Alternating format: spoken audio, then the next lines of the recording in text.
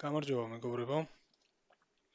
დღეს ვილაპარაკებთ ერთ მნიშვნელოვან თემაზე, ტრეიდინგში, მარკეტში. ძირითადად რაც ხდება, არის ორი რამ. მარკეტი ან ტრენდშია, ან კონსოლიდაციაში. ორი ფაზა აქვს სულ მარკეტს და ეს ორი ფაზა არის ძირითადი. კონსოლიდაციის უმეტეს შემთხვევაში კონსოლიდაცია არის მარკეტის 70% და დანარჩენი 30%-ია დაახლოებით უკვე როდესაც მარკეტი არის ტრენდში. კონსოლიდაცია არის ასეთი მოძრაობა მარკეტში, როდესაც არ აქვს მარკეტს გადაწყვეტილი ზემოთ წავა თუ ქვემოთ წავა და ყიდველები და გამყიდველები თან ხვდებიან რაღაც საშუალო ფასის დიაპაზონზე. მაგალითად $105-დან პირობითად $95-მდე დიაპაზონში მერყეობს. და ამ ფაზას ქვია კონსოლიდაცია. ამ ფაზაში რეალურად ზოგიერთი ტრეიდერი კონსოლიდაციებს ტრეიდობს, უბრალოდ კონსოლიდაციებს აქვს ბევრი სხვადასხვა ფორმა და რთული არის ზუსტად განსაზღვრო, მაგალითად ფასი აქ რომ დაიწყებს ვარდნას ბოლომდე ჩამოვა თუ არ ჩამოვა, ან შეიძლება უფრო ზემოთ ავიდეს ვიდრე ეს ადგილია და ცოტა უფრო ქვემოთ ჩამოვიდეს, ამიტომ კონსოლიდაციებში ტრეიდი შედარებით უფრო რთულია თუ ზუსტი გეგმა არ გაქვს ამისთვის. კონსოლიდაცია შეიძლება იყოს მაგალითად ზუსტად ტოლი, აი ასეთი, მაგალითად ზუსტად მოძრაობს მარკეტი, შეიძლება იყოს მაგალითად ასეთი.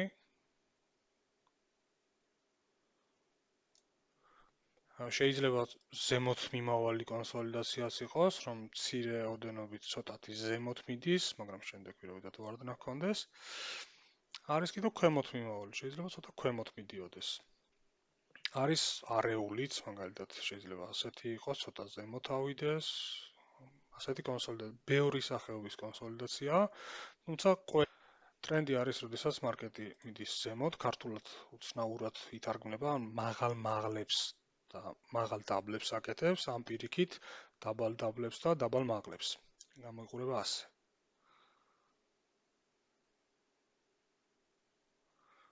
ყველა ფაზას ბოლოში აქვს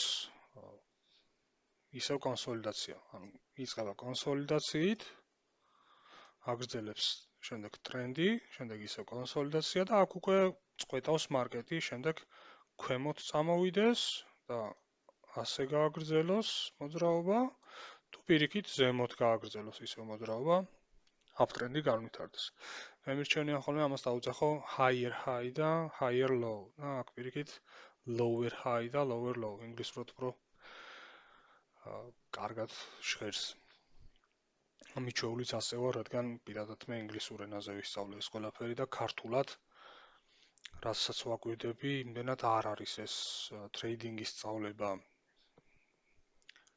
მოდებული საქართველოში, არ არის ბევრი ისეთი კომპანია, რომელიც ამას ასწავლის, ამიტომ გადავწყვიტე, რომ ქართულ ენაზე თუ ვინმე დაინტერესდება, გაერკვეს ამ ყველაფერში.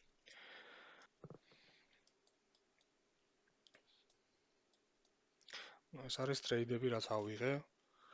ძირითადად ლონდონის სესიაში ვიღებ ხოლმე ტრეიდებს, აი ეს ყვითალო ფერის არის საჩვენებს ლონდონის სესიის მიმდინარეობას, იწყება 11 საათზე დღისით და საღამოს 8-მდე გრძელდება ხოლმე. პარალელურად აზიას მიმდინარეობს, აზიის სესიაც მიმდინარეობს მანამდე და შემდეგ სანამ დამთავრდება ლონდონის სესია, იწყება ხოლმე ნიუ-იორკის სესია. შემდეგ აი აქ უკვე მთავრდება 8 საათზე. ლონდონის სესია, ძირითადად ტრეიდებს ვიღებ ლონდონის სესიაში. რაზეც ვსაუბრობდით ახლა? ტრენდი როგორ გამოიყურება? აი აქ ხედავთ. ქვემოთ წამოვიდა ტრენდი. აი აქ ქონდა კონსოლიდაცია. წამოვიდა ქვემოთ, ისევ კონსოლიდაცია და გაარღვია. გაარღვია, აქ ისევ კონსოლიდაცია აქვს, ზოგჯერ შეიძლება ეს კონსოლიდაცია ასეთი არ იყოს, ქვემოთ წამოვიდეს მაგალითად, კონსოლიდაციაზე როგორც ვსაუბრეთ, ბევრი სახეობის შეიძლება იყოს, ანუ ამ შემთხვევაში იყო აი ასეთი. და ისევ გააგრძელა. აი აქ ხედავთ, შემდეგი კონსოლიდაციის ზონა იყო, ამოვიდა აი ამ კონსოლიდაციის ზონაში დაახლოებით. შემდეგ ისევ ზემოთ გაარღვია. ასე გამოიყურება რეალურად ჩარტზე ეს ყველაფერი.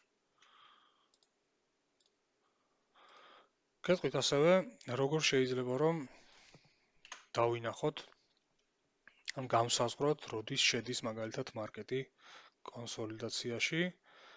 ანუ ამისთვის საჭირო არის, რომ მარკეტის სტრუქტურის დანახვა ვიცოდეთ, ამის განსაზღვრა რა არის ეს higher high და რა არის higher low.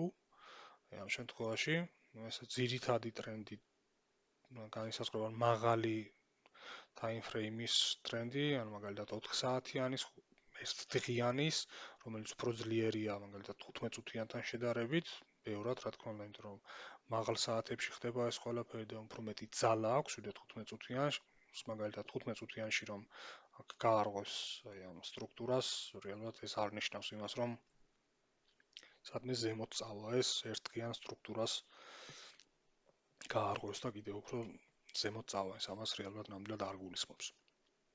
ამ შემთხვევაში ეს არის higher high და higher low. აი ამ შემთხვევაში აქ რომ დავიწყოთ, აი უშუალოდ აქ რომ განვიხილოთ, აი ამ მაგალითზევე.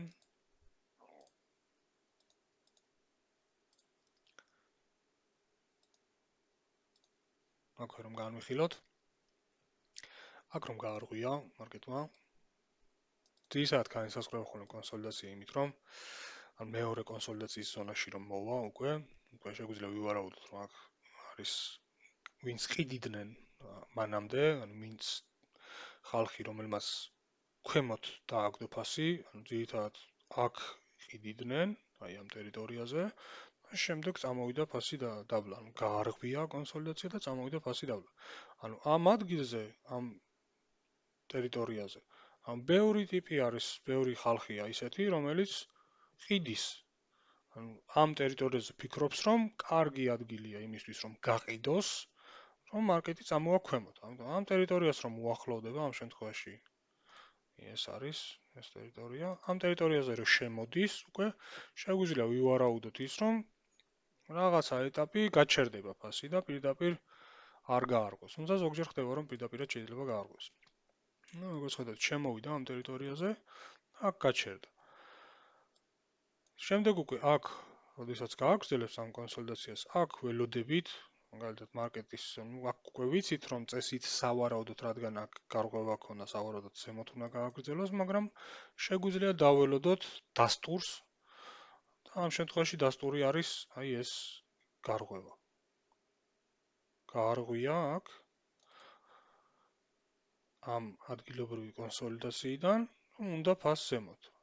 ამ კონსოლიდაციიდანაც გაარღვია და ძირითად შემთხვევაში მოდის ხოლმე ისევ დაბლა, რომ გადაამოწმოს აქ რეალურად ნამდვილად უნდა თუ არა მარკეტს ზემოთ წასვლა, ან კიდევ ერთხელ ცდილობენ ფასის დაგდებას, აქ გამყიდველები, და შემდეგ უკვე როდესაც აი ამ მოთხოვნის ზონაში შემოდის, სადაც მყიდველები ძლიერები იყვნენ და გააკეთეს ეს გარღვევა, ამ ზონაში როგორც კი შემოდის ისევ აქვს ისევ რეაქცია, რომ ზემოთ წავიდეს. აი როგორც ხედავთ, ასეც მოხდა ამ შემთხვევაში, გააგრძელა ფასმა ისევ ზემოთ ცვლა. აი აქაც რომ ავიღოთ მაღალი მაღლები, მაღალი higher high და higher low, ეს იყო lower high, lower low. ცოტა დავიხაზა. ეს იყო აქედან lower high, lower low, lower high და break. ну, ინგლისურად ამას ქვია change of character. შემოკლებით ჩოჩ, ასე ეძახიან, რაც გულისხმობს იმას, რომ მარკეტმა ხასიათი შეიცვალა და გამყიდველების კონტროლიდან გადავიდა მყიდველების კონტროლში.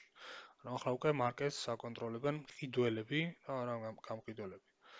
აქ ეს არის low, წავიდა ზემოთ, high, low, high, low ისევ და ისევ ზემოთ, high. აქ რეალურად ბევრი candle სანთლები რომ არის, ან candle არის ინგლისურად, ბევრი სანთლები რომ არის, შეიძლება ცოტა დამაბნეველი იყოს, მაგრამ ამისთვის მარტივი არის რომ ცოტა დავაპატარაოთ, რომ რეალური სურათი დავინახოთ მარკეტის. ამ შემთხვევაში როგორ რო ვაპატარავთ, უკვე კარგად ხედავთ, მაგალითად ამ შემთხვევაში სად იყო high, სად იყო low. ამ შემთხვევაში აქ იყო high, low და აქ უკვე ხედავთ შემდეგ როგორ მოძრაობს მარკეტი. ეს არის ძირითადად ეს ორი ფაზა აქვს ძირითადად მარკეტს. ამ შემთხვევაში მე პირადად ტრენდებს ვტრეიდობ, ტრენდის მიმართულებით ვტრეიდობ, აი ამ ფაზას, აი ამ ფაზებს არ ვატრეიდებ.